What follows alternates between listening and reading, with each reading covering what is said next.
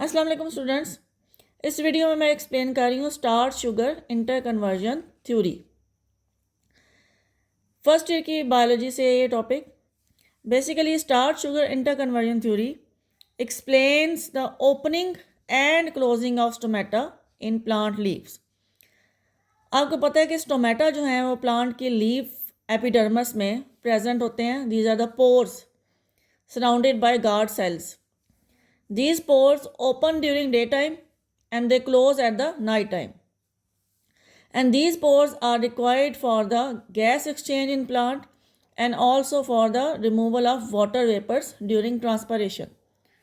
So opening and closing of stomata is very crucial for plant. So according to this theory, what are the factors which are responsible for opening of stomata? What are the changes which are responsible for opening of stomata? So ये theory क्या कहती है? According to this theory, in the daytime, when light is present, due to presence of light, photosynthesis is stimulated inside the plant leaf, in its cells, in mesophyll cells, and also in guard cells. Basically photosynthesis तो plant leaf के mesophyll cells में होती है, but epidermis के सारे sales जो हैं उनमें से guard cells are the only photosynthesising cells. बाकी एपिडर्मस सेल्स में फोटोसेंसिस नहीं होती। सो गार्ड सेल्स में फोटोसेंसिस होगी जब लाइट स्टार्ट होगी, लाइट फॉल करेगी लीव्स के ऊपर, तो गार्ड सेल्स में फोटोसेंसिस स्टार्ट हो जाएगी।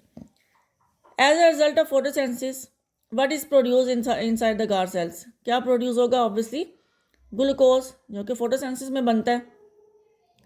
ग्लूकोज बनना शुरू हो जाएगा फोटोसेंसिस से गार्ड सेल्स के अंदर। Due to accumulation of the glucose, guard cells में क्या होगा कि गार्ड सेल्स में सल्यूट कंसंट्रेशन इंक्रीज होती जाएगी। ग्लूकोज एक्यूमुलेट हो रहा है ना, मीन्स सल्यूट एक्यूमुलेट हो रहा है। So solute concentration increases in guard cells, और जब भी सल्यूट कंसंट्रेशन इंक्रीज होती है वाटर पोटेंशियल डिक्रीज हो जाती है। So water potential decreases inside the guard cells. As a result, water enters the guard cells from surrounding epidermal cells.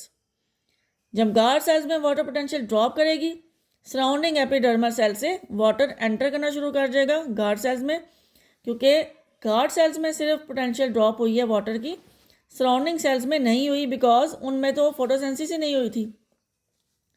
So due to entry of water guard cells become turgid, guard cells swell कर जाएंगे और stomata open हो जाएंगे। अब इसको diagram से इस तरह से, इसी थ्योरी को डायग्राम से इस तरह से रिप्रेजेंट कर सकते हैं। ये स्टार्ट है इसका। स्टार्ट में डे के स्टार्ट में जब लाइट आएगी तो पहले तो ये स्टोमा जो है क्लोज है ना, स्टोमा सिंगुलर होता है इसका, स्टोमेटा का। So stoma is closed, light fall करना शुरू हुई है डे टाइम में। ये गार्ड सेल्स हैं, इनमें फोटोसेंसिस स्टार्ट हो जाएगी। फोटोसेंसिस से क्या बनेगा? ग्लूकोज। ग्लूकोज बनना शुरू हो गया। ग्लूकोज की वजह से गार्ड सेल्स में क्या होगा? सल्यूट कंसंट्रेशन इंक्रीज हो गई, वाटर पोटेंशियल डिक्रीज हो जाएगी। ये सराउंडिंग एपिडर्मल सेल्स हैं। अब इन सराउंडिंग एपिडर्मल सेल्स में तो फोटोसेंसिस नहीं हो रही, सो इनमें वाटर पोटेंशियल डिक्रीज नहीं करेगी, सिर्फ गार्ड सेल्स में वाटर पोटेंशियल डिक्रीज करेगी। तो सराउंडिंग एपिडर्मल सेल से वाटर गार्ड सेल्स में एंटर होना शुरू हो जाएगा। तो जब गार्ड सेल्स में वाटर एंटर हो जाएगा सराउंडिंग एपिडर्मल सेल से, तो ये गार्ड सेल्स जो हैं ये इस तरह के हो जाएंगे। इस तरह के गार्ड सेल्स को बोलते हैं कि गार्ड सेल्स टर्जिड हो गए हैं। तो जब ये टर्जिड हो गए हैं, स्वोलन हो गए हैं, तो इनके दरमियान ये जो स्टोमा प्रेजेंट है, ये स्टोमा ओपन हो जाएगा और ये अब सारा दिन ओपन रहेगा। सो ये थ्योरी एक्सप्लेन करती है कि डे टाइम में स्टोमेटा इस तरह से ओपन होते हैं। अब इसमें ये क्वेश्चन आ सकता है आपके माइंड में कि फोटोसेंसिस के लिए CO2 ने एंटर होना है, क्योंकि फोटोसेंसिस के लिए CO2 रिक्वायर्ड है, तो वो तो स्टोमेटा से एंटर होती है।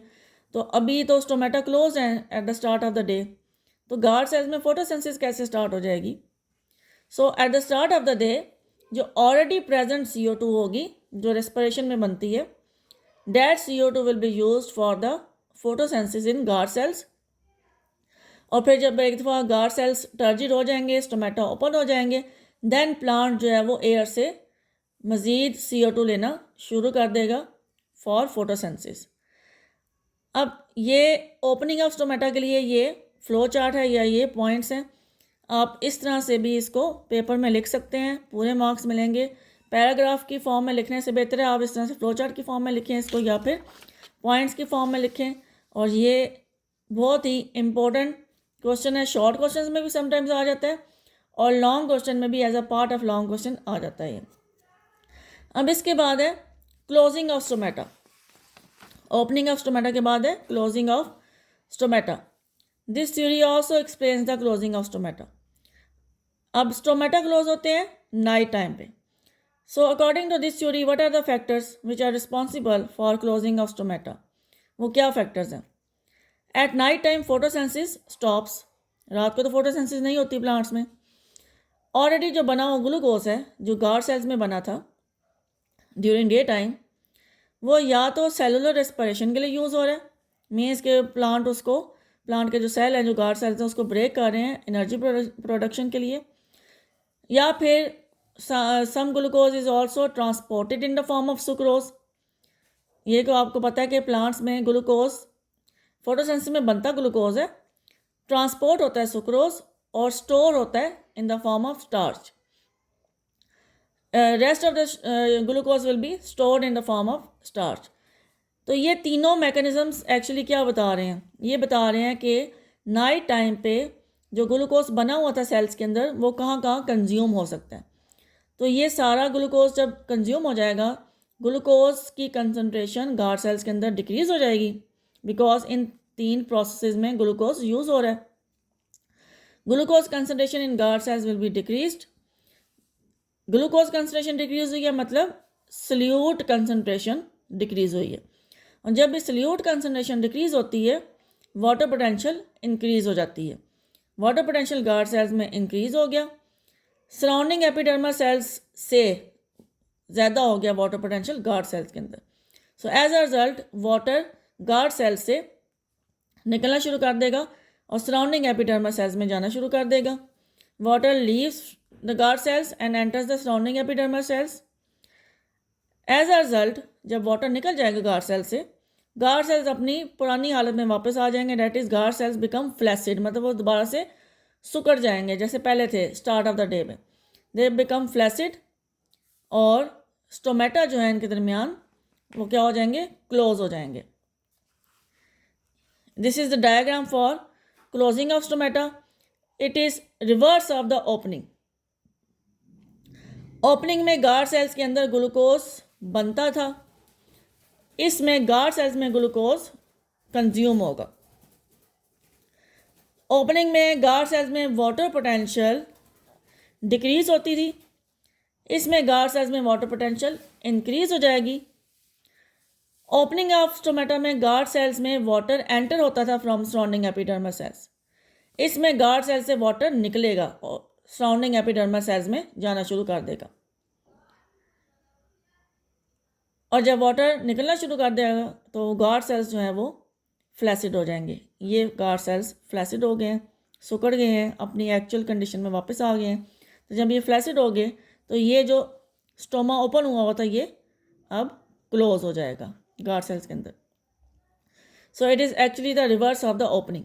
तो ये आपने याद रखना है हमेशा, ओपनिंग के लिए स्टोमेटा की ओपनिंग के लिए डे टाइम में ग्लूकोज कंसंट्रेशन गार्ड सेल्स में इंक्रीज होगी, वाटर पोटेंशियल डिक्रीज होगी, तो वाटर एंटर होगा फ्रॉम सराउंडिंग एपिडर्मल सेल्स, तो गार्ड सेल्स टर्जिड होंगे और स्टोमा ओपन हो जाएगा। और ऑपोजिट नाइट टाइम पे क्या होगा? ऑपोजिट क्या होगा? नाइट टाइम पे गार्ड सेल्स में ग्लूकोज ख़त्म हो जाएगा जो बना था, सल्यूट कंसंट्रेशन ड्रॉप हो जाएगी, वाटर पोटेंशियल इंक्रीज हो जाएगी, गार्ड सेल से वाटर निकलना शुरू कर देगा, सराउंडिंग एपिडर्मल सेल्स में जाना शुरू हो जाएगा, गार्ड सेल्स बिकम फ्लैसिड और स्टोमेटा क्लोज हो जाएंगे। Total reverse of the opening. अब आपने ये याद रखना है कि ये जो थ्योरीज है ना, starch sugar inter conversion theory, ये थ्योरी क्या है? इस थ्योरी के ये सारे पॉइंट्स हैं। ये थ्योरी हमें एक्सप्लेन कर रही है कि कैसे स्टोमेटा ओपन होते हैं और क्लोज होते हैं, डे टाइम में ओपन होते हैं और नाइट टाइम पे कैसे क्लोज होते हैं। तो ये फ्लो चार्ट बना हुआ है इसका, क्लोजिंग के पॉइंट्स का भी, ओपनिंग के पॉइंट्स का भी मैंने आपको दिखा दिया है। ये आप लोग ऐसे यहाँ से नोट कर सकते हैं और पेपर में आपने इसको ऐसे पॉइंट्स में लिखना है। Thank you.